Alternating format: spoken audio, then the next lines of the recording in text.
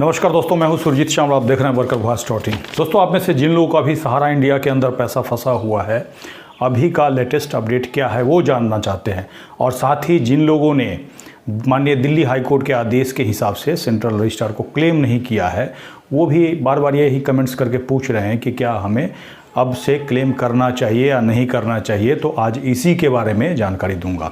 न केवल इसके बारे में बताऊंगा, बल्कि पूरा फर्जीवाड़ा किस तरह से हुआ था इसको बताते हुए, क्योंकि बहुत सारे लोग पहली बार हमारे वीडियो को देख रहे होंगे और वो अपना पैसा वापस पाना चाहते होंगे। तो पूरी जानकारी हम आपको देने जा रहे हैं। जिन लोग दोस्तों, आप में से जो लोग भी सहारा इंडिया में पैसा जमा किया है या फिर सहारा इंडिया के नाम पे पैसा जमा कर रहे थे या अभी भी जमा कर रहे हैं, वो ध्यान दें, क्योंकि 2015 में ही आरबीआई ने सहारा इंडिया का नॉन बैंकिंग का लाइसेंस रद्द कर दिया है और उसके पहले ही 2012 में माननीय सुप्रीम कोर्ट ने सभी को पैसा वापस करने का निर्देश दिया था।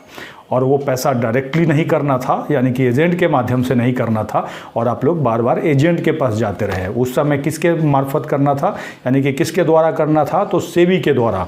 और इसके लिए सहारा को सेबी के रिफंड खाते में माननीय सुप्रीम कोर्ट ने 25,000 करोड़ जमा कराने के लिए कहा था, लेकिन वहाँ पे चालाकी उसने किया कि मात्र 15,000 करोड़ ही जमा कराया।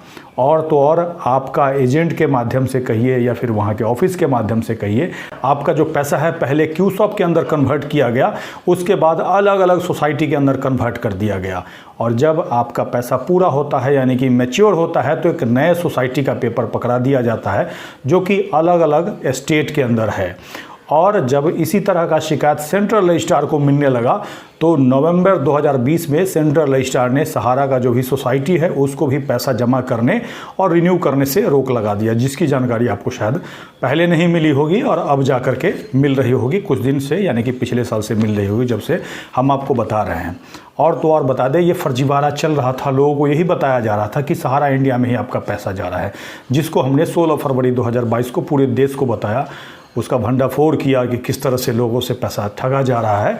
उसके बाद अपील किया, लोगों ने पैसा जमा करना बंद किया। और इसी के बीच माननीय दिल्ली हाई कोर्ट का दरवाज़ा खटखटाया जाता है सहारा सोसाइटी के द्वारा, और आपके हक में 22 मार्च 2022 को एक बेहतरीन फैसला आता है, जिसमें कि माननीय दिल्ली हाई कोर्ट ने कहा था कि सेंट्रल रजिस्ट्रार के पास जो लोग भी क्लेम करेंगे, सेंट्रल रजिस्ट्रार डायरेक्टली उनको पैसा वापस करवाएगी और उसका पेमेंट का प्रूफ कोर्ट के समक्ष रखा जाएगा।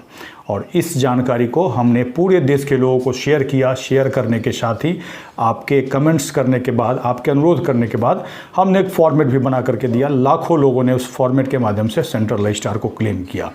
अब जिन लोगों ने क्लेम किया है या फिर अभी भी कर रहे हैं, वो हमसे ये पूछ रहे हैं कि इससे पैसा मिल पाएगा या नहीं मिल पाएगा। तो आज इसी की जानकारी देने जा रहा हूँ। हालांकि हमने इसके बारे में बताया है, फिर भी बहुत सारे लोगों को अभी भी क्लियर नहीं है और अभी भी लोग भेज रहे हैं, उनको भेजना है कि नहीं भेजना है, इस तरह का सवाल हमारे पास आ रहा है। तो हमें लगा कि इस पर हमें आपको जानकारी देना चाहिए। आपको याद दिला दें कि भारत सरकार ने इसी दिल्ली हाई कोर्ट के केस को ट्रांसफ़र कराना चाहा और इसके लिए माननीय सुप्रीम कोर्ट के अंदर पिटीशन लगाया, जिसमें माननीय सुप्रीम कोर्ट ने 20 मार्च 2023 को, यानी कि इसी साल, संबंधित हाई कोर्ट, जिसमें कि एक दिल्ली हाई कोर्ट का और एक तेलंगाना हाई कोर्ट का केस था, जिसमें कि 6 महीने के अंदर अंदर अंतिम फैसला देने का माननीय सुप्रीम कोर्ट का निर्देश था। उसके बाद लगा कि जल्द ही हमारा फैसला आ जाएगा दिल्ली हाई कोर्ट का और हो सकता है उसको सुप्रीम कोर्ट में जाकर के फिर से सहारा इंडिया चैलेंज करे। लेकिन यहाँ पे उल्टा होता है, क्योंकि यहाँ पे कोर्ट के द्वारा ये कहा हुआ था कि पैसा दे करके और जो आपने पेमेंट दिया है, यानी कि अगर आप बैंक ट्रांसफ़र करते हैं या फिर चेक के माध्यम से जैसे भी पेमेंट देते हैं, तो उसका सबूत आपको कोर्ट के पास लाना है। और इसमें कहीं ना कहीं सहारा सोसाइटी को नुकसान हो रहा था और इसी के लिए 12 अप्रैल 2023 को जब दिल्ली हाई कोर्ट के अंदर सुनवाई होती है, चूंकि ये सहारा सोसाइटी ने दिल्ली हाई कोर्ट के अंदर केस लगाया था अपना रोक हटवाने के लिए, यानी कि उसके ऊपर जो पैसा जमा कराने से रोक लगा हुआ था उसी को हटवाने गया था। तो उसको हटवाने के लिए उन्होंने पिटीशन लगाया था, उस पिटीशन को ही वापस ले लिया। यहाँ पे आपको ध्यान दिलाना चाहूँगा कि भारत सरकार की तरफ से कोई विरोध नहीं किया गया, जिसकी वजह से माननीय दिल्ली हाई कोर्ट ने, चूंकि 1 साल कोर्ट का समय बर्बाद किया सहारा इंडिया ने, और कोर्ट ने कोई भी जुर्माना लगाए बिना इस केस को रद्द कर दिया, खारिज कर दिया, जिसकी जानकारी हमने पहले दी है। अगर आपने नहीं देखा है तो यहाँ पे आई बटन पे क्लिक करके देख सकते हैं, साथ ही मैं नीचे वीडियो के डिस्क्रिप्शन में लिंक दे दूंगा। अब इसके बाद हमारा सवाल आता है कि क्या हम अभी भी सेंट्रल रजिस्ट्रार को क्लेम कर सकते हैं।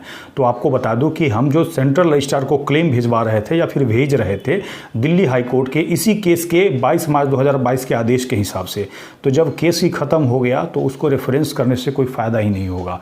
तो अभी आप फिलहाल सेंट्रल रजिस्ट्रार को क्लेम करना रोक दीजिए, जैसा कि मुझे लगता है। आप पूछिएगा क्यों, तो इसीलिए कि ये केस ही खत्म हो गया, तो एक तरह से इसको रेफरेंस करके हम लोग भेज रहे थे, तो मत भेजिए, मैं तो यही कहूँगा। लेकिन निराश मत होइए, क्योंकि 29 मार्च 2023 को माननीय सुप्रीम कोर्ट का एक फैसला आया है, जिसमें कि भारत सरकार की तरफ से वहाँ एक प्रपोजल रखा गया था। उसके बाद 5,000 करोड़ सेबी के रिफंड खाता से सेंट्रल रजिस्ट्रार को ट्रांसफ़र होने वाला है। हालांकि 9 महीने का समय दिया गया था और बीच में अमित शाह ने यह भी कहा था कि 4 महीने के अंदर अंदर हम सारा प्रक्रिया पूरा कर देंगे, सबको पैसा वापस दे देंगे, जिसमें 1 महीना से ज़्यादा समय गुजर चुका है, लेकिन अभी तक कुछ भी नहीं हुआ है। तो वो वाला पैसा आपको मिल सकता है अगर सरकार की तरफ से जो भी दिशा निर्देश दिया जाए उसको पालन करेंगे, यानी कि नोटिफिकेशन वगैरह निकाला जाएगा, क्लेम करने के लिए कहा जाएगा, तो फिर उसके माध्यम से आप पैसा पा सकते हैं। लेकिन ध्यान रहे, वो पैसा सहारा सेबी रिफंड खाते से आपको मिलने जा रहा है, तो उसके लिए आपको नया से क्लेम भेजना होगा, लेकिन उसके लिए थोड़ा सा इंतजार करना होगा। अभी भी अगर कोई कह रहा है कि पुराना वाला ही एप्लीकेशन भेजते रहो, तो मुझे नहीं लगता है उसको भेजने की ज़रूरत है। अब आप पूछेंगे वो वाला नोटिफिकेशन कब निकलेगा, तो देखिए 9 महीने का मैक्सिमम समय दिया गया है जब से ऑर्डर आया है, यानी कि 29 मार्च 2023 से 9 महीना जोड़ लीजिए, उसके अंदर अंदर ऐसा होना है। अब ये कितना जल्दी सरकार के द्वारा किया जाता है, किस प्रकार से किया जाता है और देरी क्यों हो रहा है, एक बार कमेंट्स करके बताइएगा, तो इसके बारे में मैं थोड़ा सा डिटेल जानकारी शेयर करूँगा। लेकिन ध्यान रहे, आप लोग को हर हाल में जब वो नोटिफिकेशन निकले सेंट्रल रजिस्ट्रार के द्वारा, जो कि सुप्रीम कोर्ट से 5,000 करोड़ वाला मिलना है पैसा, तो उस समय आपको क्लेम भेजना होगा, बिना क्लेम भेजे हुए वो नहीं मिलेगा। मगर इसके बाद भी आपको लगता है कि भेजना चाहिए तो 50-60 रुपया लगता है, भेज सकते हैं, लेकिन मैं तो सजेस्ट करूंगा कि आपको वेट करना चाहिए। और पीछे भी जब दिल्ली हाईकोर्ट का फाइनल आदेश आया था उस वीडियो में भी मैंने यही कहा था। लेकिन अब सवाल ये उठता है कि क्या इससे भी पैसा मिल पाएगा, क्योंकि 5,000 करोड़ वापस देने की बात हुई है और पूरे देश का, जैसा कि हमने बताया है और सेंट्रल रजिस्ट्रार ने भी दिल्ली हाईकोर्ट के समक्ष रखा है कि पूरे देश का 86,000 करोड़ है। अब ये देखिए आने वाला है चुनाव, और ऐसे समय में एकदम लास्ट टाइम में आकर के और सरकार की तरफ से इस तरह किया गया है और बहुत जल्दीबाजी में किया गया है। पूछेगा कैसे जल्दीबाजी में, तो ध्यान रखिए कि दिल्ली हाईकोर्ट का जो केस है एक बार सुप्रीम कोर्ट में ले जाने का प्रयास करते हैं और फिर जब सफल नहीं होते हैं तो किसी दूसरे केस में जो कि पहले से चल रहा था उसमें पिटीशन लगा करके और ये बात कहते हैं। तो एक तरह से आप देखिएगा तो ये कहीं ना कहीं ये सोच रहे हैं कि 5,000 करोड़ हम दे देंगे, लोग खुश हो जाएंगे। और ये भी हो सकता है कि 5,000 करोड़ के लिए लोगों ने, पूरे देश के लोगों ने जो क्लेम किया है वो 5,000 करोड़ के लिए होगा, इसीलिए हो सकता है सरकार उतने पैसे के लिए ही आगे जा करके कोर्ट के समय पिटीशन रखा है। जिसके बाद आपको यही कहूँगा कि इसके बारे में भी आपके साथ कल को खेल हो सकता है। अब इसके बाद सवाल होता है कि इस तरह की अगर सरकार गड़बड़ी करे तो हमें पैसा कैसे मिलेगा। तो इसके लिए आपके पास एक ही उपाय है जो कि आंदोलन है, और इसके लिए कहीं ना कहीं आपको यूनाइट होना पड़ेगा, पूरे देश के जमाकर्ताओं को यूनाइट होना पड़ेगा, एकजुट होना पड़ेगा और जाकर के अपना आवाज़ बुलंद करना होगा, तब जाकर के सरकार के ऊपर प्रेशर पड़ सकता है। और इसी के लिए आपने देखा होगा 24 फरवरी 2023 को पटोरी में हमने सहारा इंडिया जमाकर्ता कल्याण मोर्चा का एक बहुत बड़ा प्रदर्शन किया था। और उस सहारा इंडिया जमाकर्ता कल्याण मोर्चा से आप जुड़ना चाहते हैं तो यहाँ पे आपको हमारा ईमेल आईडी दिखेगा, उस पर आप मेल कीजिए, मेल करेंगे, हम आपको फॉर्म देंगे, फॉर्म भर करके आप हमें भेज सकते हैं और जुड़ सकते हैं।